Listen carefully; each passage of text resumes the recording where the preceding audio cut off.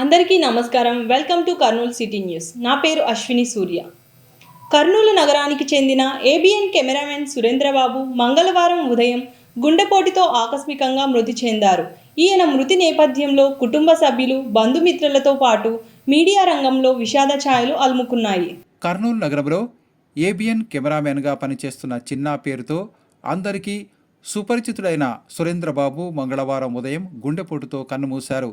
దిన్నెదేవరపాడు గ్రామానికి చెందిన సురేంద్రబాబుకు మంగళవారం ఉదయం ఆరోగ్యపరంగా అసౌకర్యంగా ఉండడంతో నగరంలోని ప్రభుత్వ సర్వజన వైద్యశాలకు కుటుంబ సభ్యులు తరలించే క్రమంలో ఆయన మరణించినట్లు తెలిసింది. ఏబిఎన్ కెమెరామెన్గా అందరికీ చిన్న పేరుతో సుపరిచితులైన సురేంద్రబాబు ఆకస్మిక మరణంతో అటు కుటుంబ సభ్యులు, బంధుమిత్రులతో పాటు మీడియా రంగంలో విషాదం చోటు చేసుకుంది. అందరితోనూ ఎంతో సన్నిహితంగా, సంతోషంగా, నిరంతరం నవ్వుతూ విధులు నిర్వహించే సురేంద్రబాబు ఇక తమ మధ్య లేడని తెలియడంతో ప్రింట్, ఎలక్ట్రానిక్ మీడియాలోని జర్నలిస్టులు, వీడియో జర్నలిస్టులతో పాటు కుటుంబ సభ్యులు శోకసంద్రంలో మునిగిపోయారు. దిన్నెదేవరపాడు గ్రామంలో సురేంద్రబాబు భౌతిక కాయాన్ని కుటుంబ సభ్యులు, బంధుమిత్రులు, ప్రజల సందర్శనార్థం ఉంచారు. ఆయన భౌతిక కాయాన్ని పలువురు ప్రముఖులు, మీడియా ప్రతినిధులు, కుటుంబ సభ్యులు, బంధుమిత్రులు సందర్శించి నివాళి అర్పించారు. అనంతరం గ్రామంలో సురేంద్రబాబు అంత్యక్రియల నిమిత్తం అంతిమయాత్రను నిర్వహించారు. ఈ అంతిమయాత్రలో ప్రజలు అధిక సంఖ్యలో పాల్గొని సురేంద్రబాబు పట్ల తమకున్న అభిమానాన్ని చాటుకున్నారు. సురేంద్రబాబు మరణంతో కర్నూలులో నగరంలోని మీడియా రంగంతో పాటు దిన్నెదేవరపాడు గ్రామంలో విషాద ఛాయలు అలుముకున్నాయి. చిన్న వయస్సులోనే ఎన్నో కష్టాలు ఎదుర్కొని చివరకు ఏబిఎన్ కెమెరామెన్గా ఇప్పుడిప్పుడే వృత్తిపరంగా, ఆర్థికంగా నిలదొక్కుంటున్న క్రమంలో సురేంద్రబాబు మరణించడం ప్రతి ఒక్కరిని కలిచివేసింది, కంటతడి పెట్టించింది. ఎవరు ఎంత ఆవేదన చెందినా అంతిమంగా విధిరాతను ఎవరూ తప్పించుకోలేరన్న కర్మ సిద్ధాంతాన్ని పాటించడం తప్ప మరేమీ చేయలేని పరిస్థితుల్లో ఏబిఎన్ కెమెరామెన్ సురేంద్రబాబుకు అందరితో పాటు సిటీ న్యూస్ కన్నీటి నివాళి అర్పిస్తోంది. ఆయన ఆత్మకు శాంతి చేకూరాలని ప్రార్థిస్తోంది. కర్నూలు నగరానికి చెందిన ఏబిఎన్ కెమెరామెన్ సురేంద్రబాబు అకస్మాత్తుగా మృతి చెందడం దురదృష్టకరమని రాష్ట్ర మంత్రి టీజీ భరత్ తన సంతాపాన్ని తెలియజేశారు. సురేంద్రబాబు కుటుంబ సభ్యులకు భగవంతుడు ధైర్యం ప్రసాదించాలని, పవిత్ర ఆత్మకు శాంతి కలగాలని ఆయన ఆకాంక్షించారు. కర్నూలు ఏబిఎన్ కెమెరామెన్ సురేంద్రబాబు గుండెపోటుతో మృతి చెందడంపై రాష్ట్ర పరిశ్రమలు, వాణిజ్యం, ఆహార శుద్ధి శాఖ మంత్రి టీజీ భరత్ తీవ్ర దిగ్భ్రాంతి వ్యక్తం చేశారు. ఎప్పుడూ విధుల్లో ఉత్సాహంగా కనిపించే సురేంద్రబాబు అకస్మాత్తుగా చనిపోవటం ఎంతో బాధాకరమన్నారు. రాష్ట్ర మంత్రి టీజీ భరత్ తన సంతాపాన్ని ప్రకటించారు. చిన్న వయస్సులోనే సురేంద్రబాబు మృతి చెందిన నేపథ్యంలో భగవంతుడు ఆయన కుటుంబానికి మనోధైర్యం ప్రసాదించాలని ఆకాంక్షించారు. సురేంద్రబాబు కుటుంబానికి పార్టీ ఎప్పుడూ అండగా ఉంటుందని ఆయన తెలిపారు. సురేంద్రబాబు పవిత్ర ఆత్మకు శాంతి కలగాలని ఆయన ఆకాంక్షించారు. తమ ప్రభుత్వం ప్రజల సమస్యలను పరిష్కరించడమే లక్ష్యంగా ముందుకు సాగుతుందని రాష్ట్ర మంత్రి టీజీ భరత్ అన్నారు. ఈ మేరకు మంగళగిరిలోని తెలుగుదేశం పార్టీ కార్యాలయంలో ఆయన ప్రజల నుంచి వినతి పత్రాలను స్వీకరించారు. మంగళగిరిలోని తెలుగుదేశం పార్టీ కేంద్ర కార్యాలయంలో రాష్ట్ర పరిశ్రమలు, వాణిజ్యం, ఫుడ్ ప్రాసెసింగ్ శాఖ మంత్రి టీజీ భరత్ ప్రజల సమస్యలు తెలుసుకున్నారు. ఈ క్రమంలో మంత్రి టీజీ భరత్తో పాటు రాష్ట్ర ప్రభుత్వ సలహాదారుడు ఎంఏ షరీఫ్ పాల్గొన్నారు. ప్రజల నుండి వినతి పత్రాలను స్వీకరించిన మంత్రి టీజీ భరత్ వెంటనే అధికారులకు ఫోన్ చేసి ప్రజల న్యాయమైన సమస్యలు వెంటనే పరిష్కరించాలని తెలిపారు. మీ దృష్టికి వచ్చిన ప్రజల సమస్యలను ఎప్పటికప్పుడు పరిష్కరించాలన్నారు. ప్రభుత్వానికి చెడ్డ పేరు తీసుకురావద్దని అధికారులకు సూచించారు. రాష్ట్ర ప్రభుత్వం అర్హులైన వారందరికీ సంక్షేమ పథకాలు అందిస్తోందన్నారు. చదువుకున్న యువతకు ఉద్యోగావకాశాలు కల్పించేందుకు కృషి చేస్తున్నామని తెలిపారు. రాష్ట్రంలో ఉచిత ఇసుక విధానం తీసుకొచ్చి ప్రజలకు ఇసుక ఉచితంగా అందేలా చేశామన్నారు. ఉచిత ఇసుక విధానం అమలులో ఎలాంటి ఇబ్బందులు లేకుండా అధికారులు ఎప్పటికప్పుడు పర్యవేక్షించాలని తెలిపారు. 100 రోజుల లక్ష్యాల్లో ప్రజలకు మేలు కలిగించే అంశాలను చేర్చడంతో పాటు ప్రభుత్వ పథకాలకు బ్యాంకుల ద్వారా రుణాల మంజూరుకు అవసరమైన ఏర్పాట్లు చేయాలని జిల్లా కలెక్టర్ రంజిత్ బాషా ఆదేశించారు. ఈ మేరకు నగరంలోని కలెక్టరేట్ సమావేశ మందిరంలో ఆయన 100 రోజుల లక్ష్యాలపై సమీక్షా సమావేశం నిర్వహించారు. జిల్లా కలెక్టరేట్ సమావేశ మందిరంలో 3వ విడత 100 రోజుల లక్ష్యాల పురోగతిపై జిల్లా అధికారులతో జిల్లా కలెక్టర్ రంజిత్ బాషా సమీక్షా సమావేశం నిర్వహించారు. ఈ సందర్భంగా జిల్లా కలెక్టర్ మాట్లాడుతూ 2 విడతల 100 రోజుల లక్ష్యాలను అన్ని శాఖలు పురోగతి సాధించాయని, కలెక్టర్ అధికారులను అభినందించారు. అదే స్ఫూర్తితో 3వ విడత 100 రోజుల లక్ష్యాలను కూడా సాధించాలని కలెక్టర్ సూచించారు. సమీక్షలో భాగంగా కలెక్టర్ మాట్లాడుతూ వ్యవసాయ, మార్కెటింగ్, ఉద్యాన, ఏపీ, ఎంఐపీ శాఖల అధికారులు మార్కెటింగ్ సౌకర్యాల ఏర్పాటు, స్టోరేజ్ పాయింట్స్, వ్యవసాయ ఉత్పత్తుల రవాణా సౌకర్యాలను పెంచేలా తగిన ప్రతిపాదనలను వారంలోపు అందచేయాలని కలెక్టర్ ఆదేశించారు. ఇందుకోసం నాబార్డ్, ఇతర కేంద్ర ప్రభుత్వ పథకాలను వినియోగించుకోవాలని సూచించారు. IIIT-DM సహకారంతో తక్కువ ఖర్చుతో రైతులకు పనిముట్లు ఇవ్వటం తదితర అంశాలను పరిశీలించాలన్నారు. రైతులతో FVO గ్రూపులను ఏర్పాటు చేయాలని, రూరల్ హార్ట్స్ ఏర్పాటుకు చర్యలు తీసుకోవాలని జిల్లా వ్యవసాయ శాఖాధికారిని ఆదేశించారు. వాటి ఏర్పాటుకు కావలసిన భూమి కేటాయింపుకు RTOలు, DROతో చర్చించాలని కలెక్టర్ ఆదేశించారు. మత్స్యశాఖకు సంబంధించి లబ్ధిదారులకు 3 వీలర్స్, డొమెస్టిక్ మార్కెటింగ్ యూనిట్ల మంజూరుపై దృష్టి పెట్టాలని కలెక్టర్ జిల్లా మత్స్యశాఖ అధికారిని ఆదేశించారు. మార్కెటింగ్ శాఖకు సంబంధించి మార్కెట్ ఫీజు వసూళ్లు మాత్రమే 100 రోజుల లక్ష్యాల్లో ఉన్నాయని, వ్యవసాయ మార్కెట్లలో సౌకర్యాల ఏర్పాటును కూడా లక్ష్యాల్లోకి చేర్చాలని కలెక్టర్ మార్కెటింగ్ అధికారిని ఆదేశించారు. ఎమ్మిగనూరులో రైతు బజార్ ఏర్పాటులో జాప్యంపై కలెక్టర్ అసంతృప్తి వ్యక్తం చేశారు. భూ సమస్యలు ఉంటే సబ్ కలెక్టర్తో చర్చించాలన్నారు.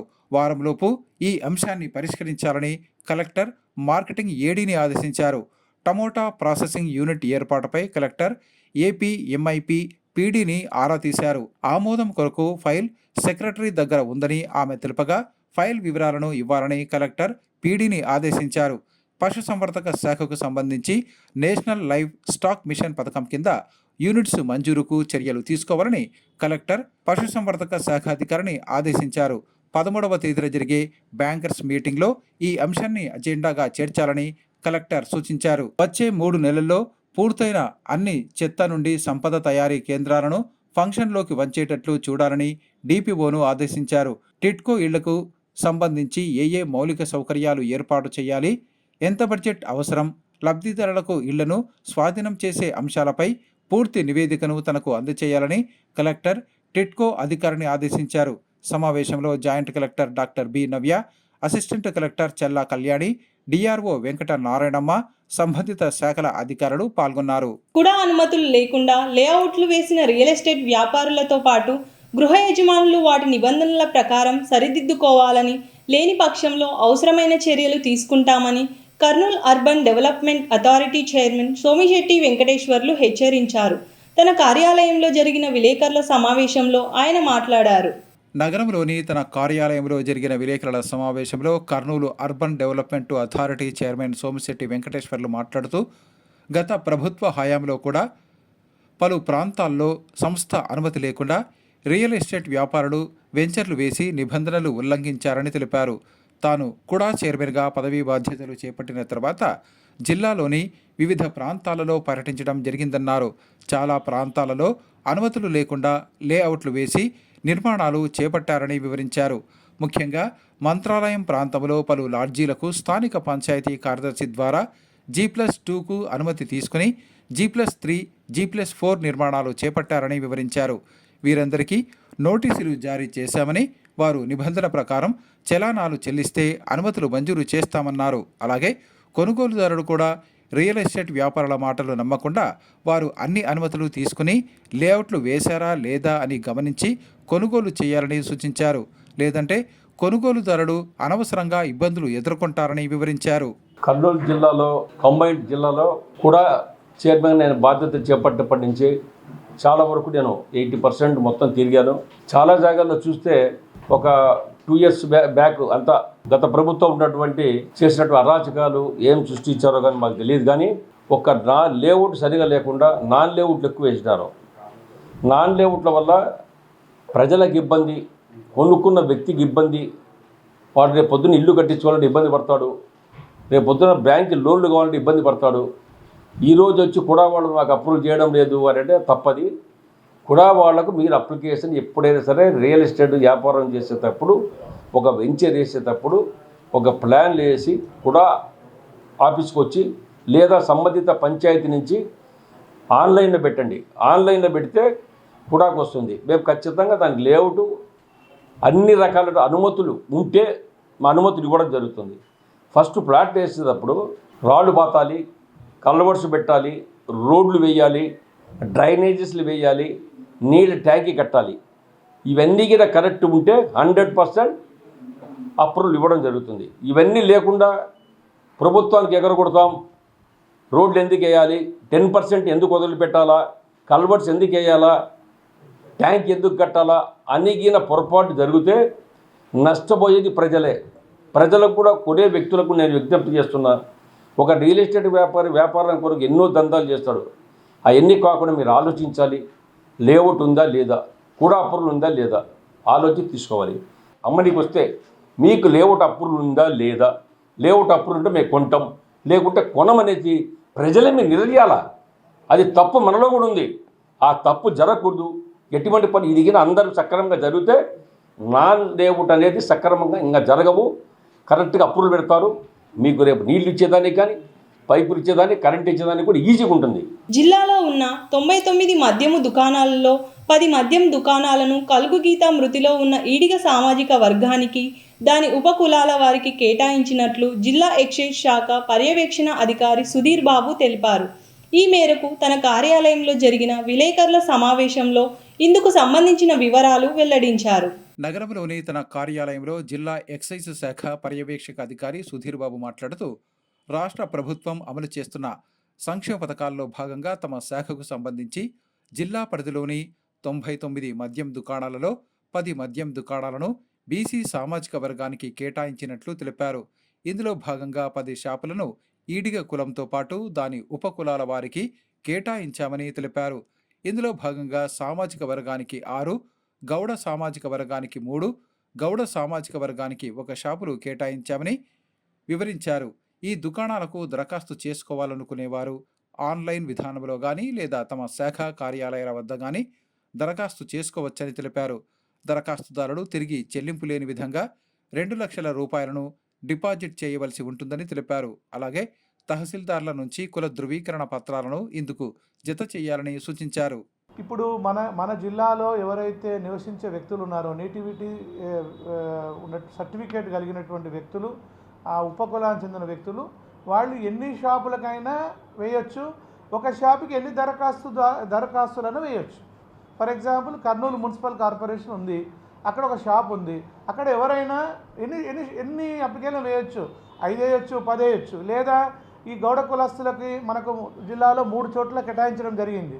అక్కడ కూడా వాళ్ళు ఎన్ని షాపులకన్నా వేసుకోవచ్చు, ఎన్ని అప్లికేషన్స్ అని వేయొచ్చు. కాకపోతే వాళ్ళకి ఏదైతే లాటరీలో వచ్చిన తర్వాత వాళ్ళకు ఒకవేళ ఫర్ ఎగ్జాంపుల్ ఎవరైనా వ్యక్తి ఉంటాడు, 3 షాపులకు వేసి ఉంటాడు వేరువేరుగా, కానీ 3 అతనికి వచ్చినాయి అనుకోండి, తను ఏదో ఒక షాపుని తన యొక్క చాయిస్ మేరకు తను పెట్టుకునే అవకాశం ఉంది. మిగతా దాన్ని మాత్రం అతను వేరే వాళ్లకు నెక్స్ట్ రిజర్వ్ అప్లికెంట్కి ఇవ్వడం జరుగుతుంది.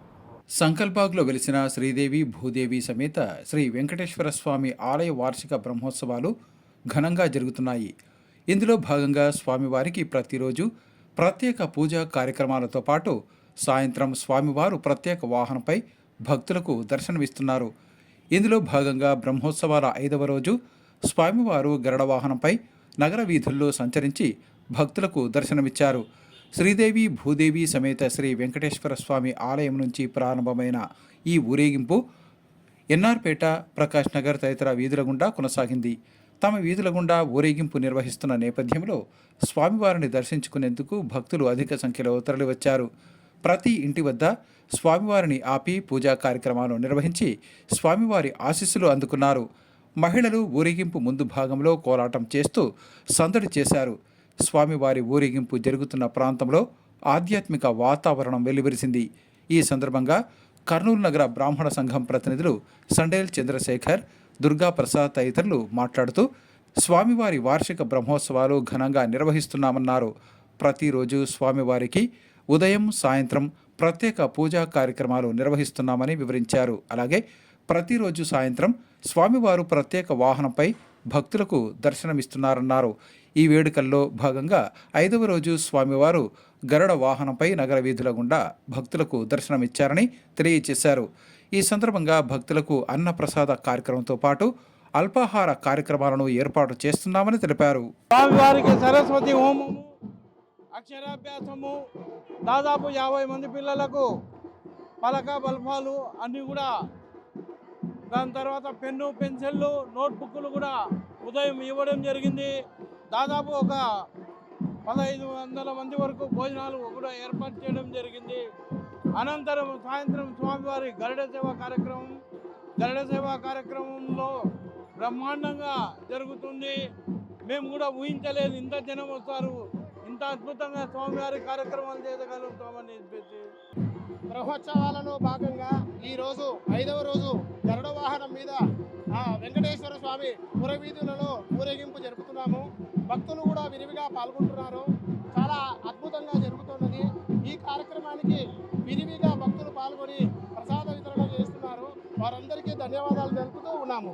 బ్రహ్మోత్సవం సందర్భంగా ఈరోజు స్వామివారు గరుడ వాహనం మీద ఊరేగుతున్నారు. పురవీధుల గుండా భక్త జన సందోహల మధ్య, మేళతాళాల మధ్య భక్తులందరూ ఆశీస్సులై వారి ఆశీస్సులు తీసుకుంటున్నారు. ఓం నమో వెంకటేశాయ. ఇంతటితో ఈనాటి సిటీ న్యూస్ సమాప్తం. రేపు ప్రసారమయ్యే సిటీ న్యూస్లో మళ్ళీ కలుద్దాం.